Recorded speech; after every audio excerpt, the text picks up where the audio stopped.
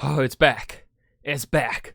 Overly Sarcastic Productions has released another Legend Summarized Journey to the West, Part 10. I forget everything that happened.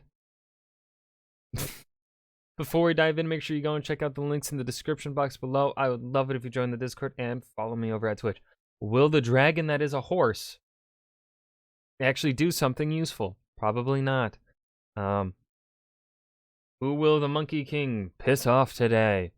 Find out in Part 10 of Journey to the West. Last time on Journey to the West, our heroes reached the beautiful western kingdom of women, a thriving empire entirely devoid of men. Pigsy Nice.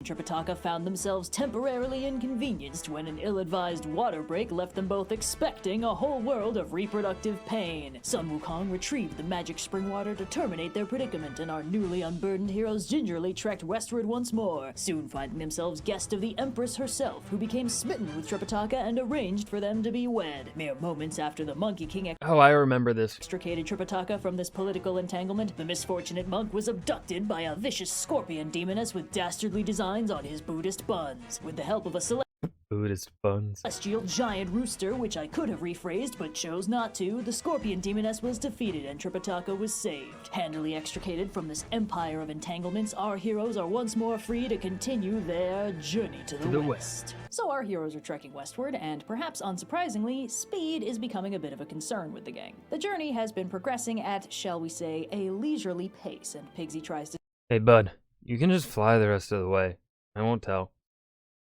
Snort. speed things along by encouraging the horse to motor a little. The horse is unimpressed, so Sun Wukong You could pick up the pace a bit. takes a crack at motivating him and discovers a fun bonus to having once been Heaven's official horse master, the Pima Wen, as though the horse A made-up title referencing a practice of housing a monkey in a stable to keep the horses healthy. Technically, his boss. White dragon horse. Technically, a horse. is actually a dragon. Sun Wukong has official bureaucratic control over him, and at his command, the horse tears off at high speeds, towing the unfortunate Tripitaka along with him. As the gang pursue at a slightly better So the dragon horse is actually doing something this time. than leisurely pace, Tripitaka finds himself in a fun new predicament, Uh-oh. as the horse runs them straight into a bandit ambush. Bandit Couldn't the horse just turn into a dragon and kill them all? He's a dragon. Your money or your life, little man. I am truly so sorry to disappoint you. as is their nature, demand money, which is a problem because for religious reasons, Tripitaka has no money. The bandits don't like that very much and knock him around a little, and Tripitaka makes the tactical decision to lie for the first time in his life, telling the bandit My disciple's right behind me. He can give you what you want. I like the sound of that. leader that his disciple will be along any minute, and he's definitely carrying money. The bandits tie him Why does this always happen to me? up while they wait for his disciples to come give them exactly what they deserve. The gang catches up, but Hang back, guys. I have a hilarious idea. Monkey spots the bandit situation and tells the others to hang back while he handles it. Then he turns into a young Oh, goodness. What a predicament. monk and strolls into camp to see what all the fuss is about. Tripitaka tells him he I told the scary man you had money for him. told the bandits he had money, and Monkey's like, oh, that's genius. Tell that to more bad guys. It'll give me so much more to do. The bandits circle up on Monkey and let Tripitaka go, so Tripitaka immediately hops on the horse and books it, unfortunately, in fully the wrong direction. He spent so God much damn it. time heading west, you'd think he'd be better at it by now. Anyway, Monkey I'm sure we can find a way to split the riches. Giving from your master's travel funds? Very devious. recommends that he and the bandits split the money, and when they assume that he's looking to profit when his master isn't looking, he clarifies that Come on, man. Do I really look like I have money? he has no money. He means that they are going to share their bandit loot with him. The bandits attack, and only then does Tripitaka realize that leaving I've made a huge mistake. Monkey unsupervised with a crew of ne'er-do-wells is guaranteed to end badly, and he tells Pigsy to rush Stop him before he does anything violent. Oh, sure, and I'll part the Red Sea while I'm at it. over and stop Monkey from killing anyone. Pigsy returns with good news. The bandits have disbanded. From a certain point of view, on account of how they can't be bandits if they're not alive anymore. Sure enough, Monkey has killed 2 of them, and the rest of the bandits have run off in terror. Tripitaka is I'm really sorry about this. When you file complaints, please remember me as your hapless victim and my awful disciple as your killer. very unhappy about this and insists on giving proper funeral rites for the dead bandits, and as he prays over their graves, he asks them to lay the blame for their deaths solely on the one guy responsible and not any of that guy's innocent friends, which Monkey thinks Make sure to mention I killed you to protect the chosen scripture pilgrim himself. is very funny because he only killed those bandits for Tripitaka, and if he didn't need to protect this hapless monk so much, they'd still be alive. He knocks on their grave And when you see King Yama, tell him I said sorry. Not sorry. Walk. And tells the dead bandits to complain to whatever gods they want because he's on a first-name basis with all of them, and most of them are terrified of him, so good luck getting an impartial judge to arbitrate that grievance. Tripitaka's pretty thoroughly seething at this point, and nobody's happy when they bunker down for the night in a nearby village. Tripitaka asks Before you panic, I promise, they're harmless. Oh. a friendly old man for shelter and asks him to please ignore his absolutely terrifying disciples, and after a little hesitation, the old man and his family agree that it's probably okay to take them in for the night. The old man and his wife I'm afraid our hospitality is not at its best. You've caught us at a bad time. Oh, no. tell the gang that their family is a little bit splintered at the moment. The kid and the woman staying with them are actually their grandchild and daughter-in-law respectively, and the kid's father, My only son abandoned his wife and child. He spends his days accosting travelers with a pack of awful bandits. He shames me, yet I cannot bring myself to wholly hate him. Uh-oh. their son, is a tragically misguided soul who lost his way and took to banditry. Some very awkward tea-sipping ensues until Monkey cheerfully volunteers Someone should totally kill that guy. No, thank you. to kill him for them, but sadly that elegant solution is vetoed because the old man doesn't want to lose his only son. And fortunately, it's Hold it together, gang. We can just crash in my place. not too late, because their son was luckily not one of the two bandits that Monkey already yay. flattened. Unfortunately, he leads the rest of the still kind of panicking bandits straight to the old man's house, and upon spotting the horse outside, realizes their enemies are literally right where they want him. The bandits make some plans to kill the gang in their sleep, but first they settle in for a hearty dinner, the third most important meal of the day after breakfast and revenge. The old man Yeah, takes of the course. We'll keep them busy, but you have to get out of here. opportunity to Offers sneak open. away and warn our heroes, so they quickly bundle everything up and sneak out the back. When the bandits realize they've slipped away, How they is this still proceed happening? catching up with the gang around sunrise, much to Tripitaka's dismay. Monkey's like, hey, don't worry, boss, I'll take care of this. Non-lethally, right? Non-lethally, right? Oh, can't hear you, bye! So Sun Wukong does what he does best. Incredible violence. He just kind of kills This is the right guy? Uh-huh. Cool. Go rethink your life. Okay. most of them. Has one of the survivors identify the old man's son among the bodies, and decides the optimal move is to behead the body to show No! Tripitaka, because I guess he thought that was a good idea? Obviously, Tripitaka is incredibly upset about this and recites the migraine spell while Pigsy buries the bandits. When Tripitaka finally stops, he tells Monkey he's done with him. He's just done too many flagrant, unrepentant murders for Tripitaka to be cool with keeping him on as a disciple anymore. Monkey Monkey! begs him to reconsider, but he threatens to do the headache spell again, and taking the hint, Monkey flies away. He floats around aimlessly for a little while, considering his options. He doesn't really want to deal with immortals, gods, or dragon kings, and the monkeys at Flowerfruit Mountain will probably just laugh at him. In a way, he really doesn't fit in anywhere. Which is when he remembers that whenever there's trouble, he can always just go to Kuan Yin, so he does. He zips over to the Hey, kids, is the boss around? Hello, great sage. Another kidnapping? Ha, good guess, but this is for Bodhisattva ears only. Great Southern Ocean, says hi to Moksha, and has a little good-natured sniping with the now-reformed Red Boy. They lead him to Kuan Yin, who asks him Merciful Buddha, do me a solid here. Give me the strength to not smack a monk upside the head. to tell her what's wrong and to please stop crying. Monkey tearfully explains the situation and how all he wants to do is help Tripitaka complete his journey and achieve enlightenment for both of them. Kuan Yin points out that Monkey Now, son, you know murder is wrong. Old habits die hard.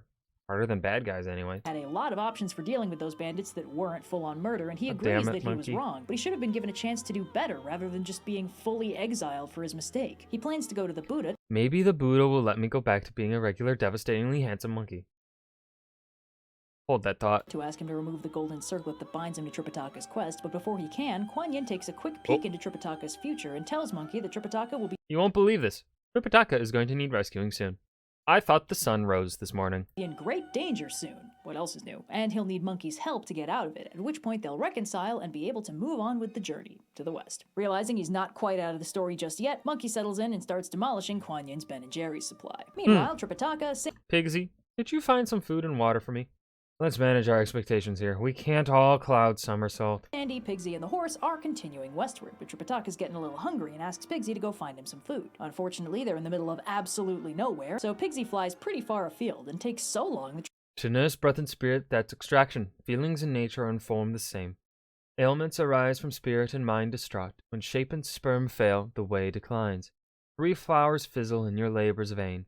All 4 grates wither and you strive for naught. Earth and wood sterile, metal and water die. When will true self so sluggish be attained?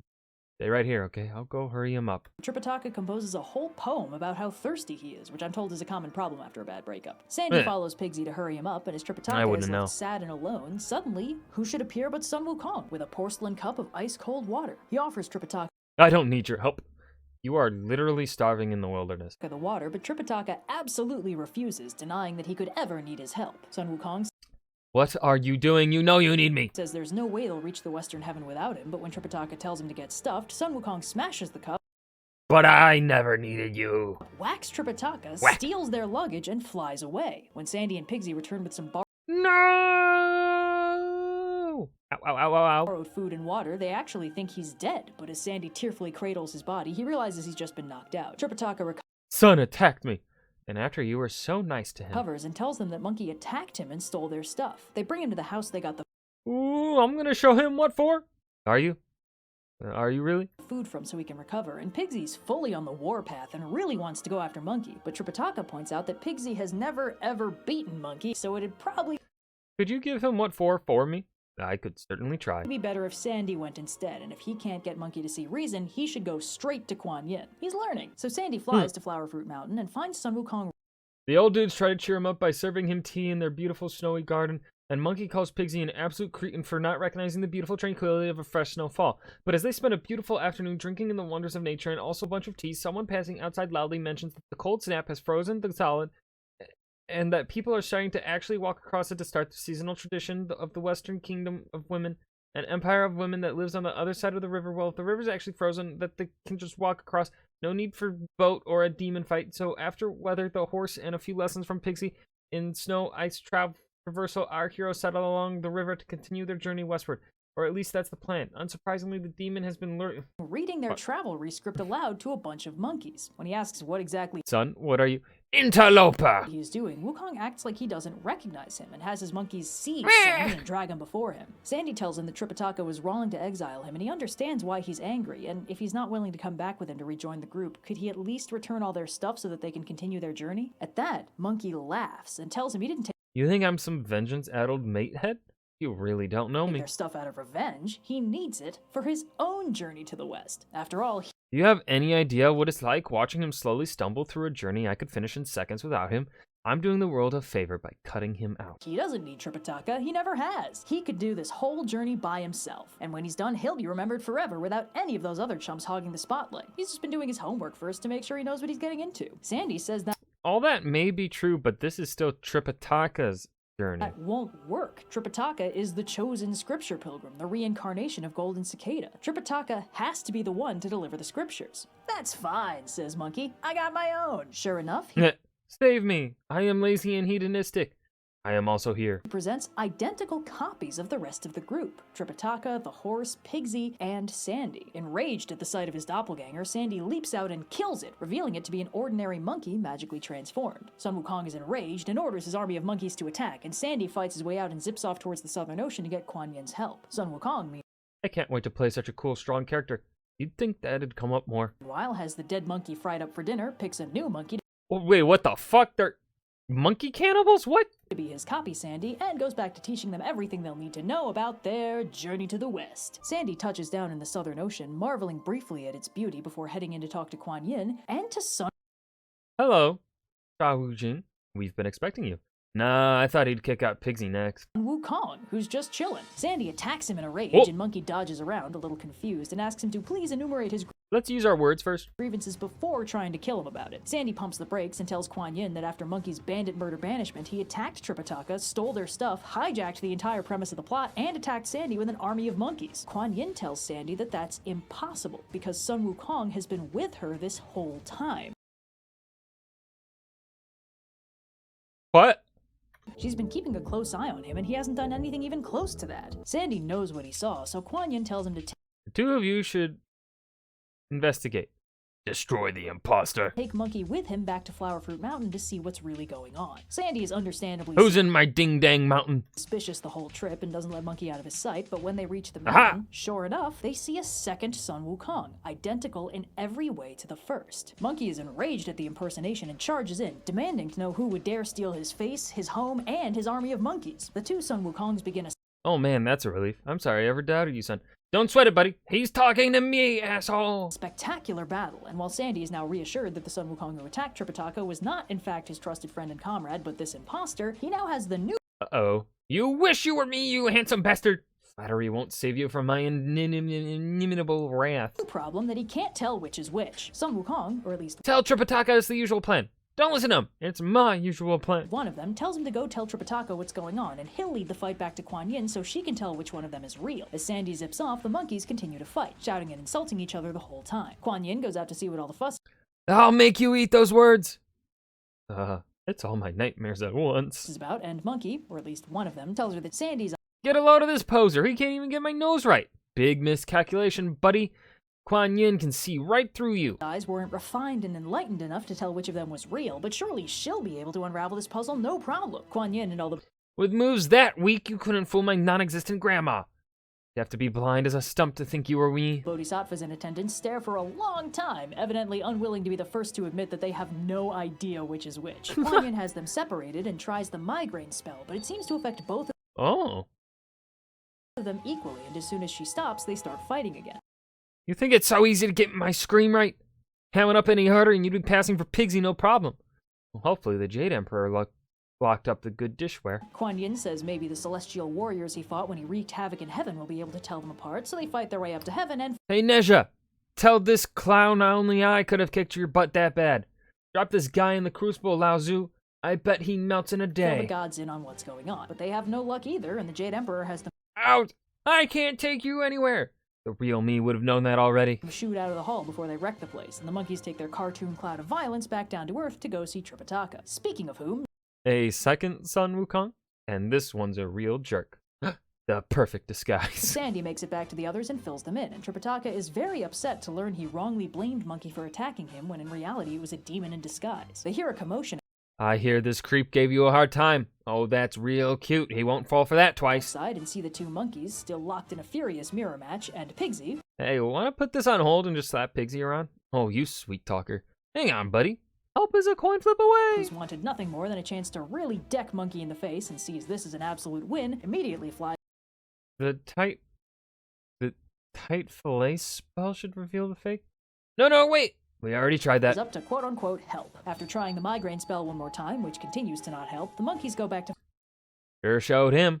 All right, buddy, I'll see you in hell. Not if I get there first. fighting and zip down to the underworld to see if King Yama can tell which is which. When they're gone, Tripitaka Did you check behind the waterfall? There's a behind the waterfall? Oh, bud, you always check behind the waterfall. and Pigsy tell Sandy about Monkey's hidden cave in Flower Fruit Mountain, which Sandy didn't know about but is probably where their gear was hidden this whole time. Tripitaka tells Pigsy to While Sun continues to destroy everything he touches, we can get back on track. go and get it while both monkeys are distracted, because imposter aside, Tripitaka is still angry at the real monkey and has no intention of taking him back as his disciple. Ice cold. Meanwhile, the monkeys fight They'll be thrilled one of me finally died.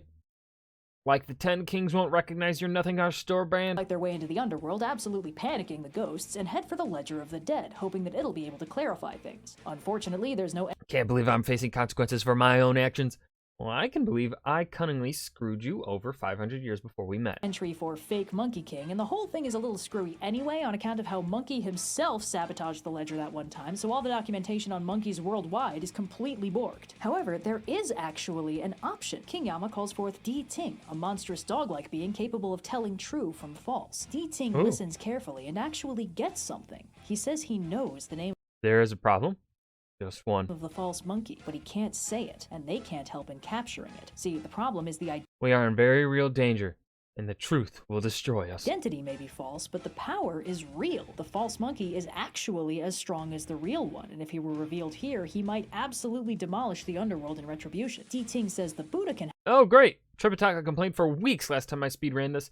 Well, you won't be suffering through it. help, though, so the fight heads back to the surface and towards the Thunderclap Monastery, where they arrive just in time to serve as a good-bad example in the Buddha's lecture on emptiness and understanding. The monkeys stop fighting, So this is still happening?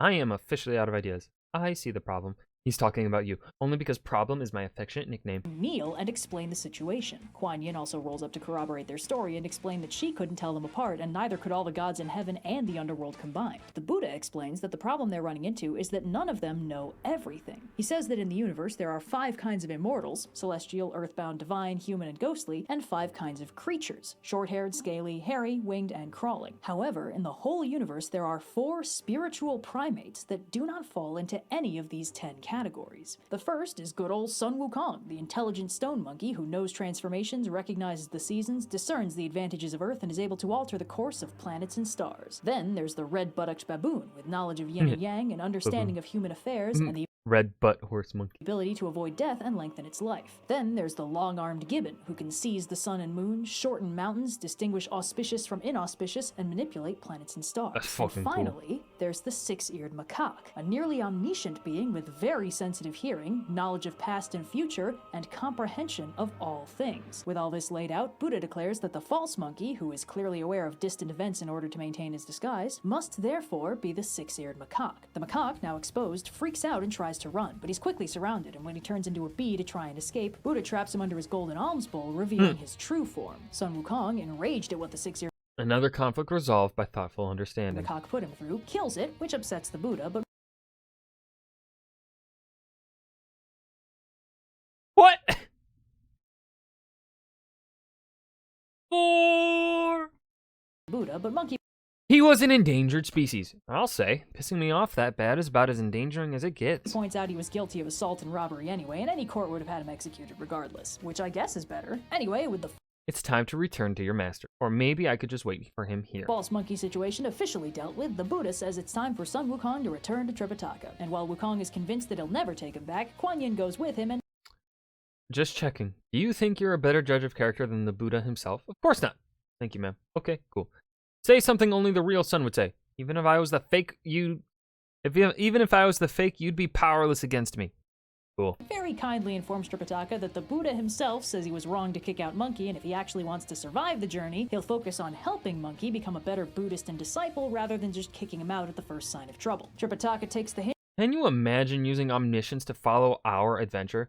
Makes sense to me. I'm an extremely compelling lead. and accepts Monkey back into the gang, and with everyone filled in on the evil twin situation, the bad blood has officially been dealt with and the gang can continue their journey to the west. The heroic Monkey King has defeated his dark reflection, and our heroes, once shattered by mistrust and manipulation, now present a united front against whatever dangers they might face. But will that unity be enough? A burning mountain looms on the horizon, and beyond it a monstrous enemy that the Monkey King once called brother. Our heroes will face perils old Yes. and new next time on Journey to the West. And that was Legend Summarized Journey to the West Part 10. How many months will it be until Part 11? Who's to say? This was fun. I hope you guys enjoyed. It's always fun watching these Journey to the West videos.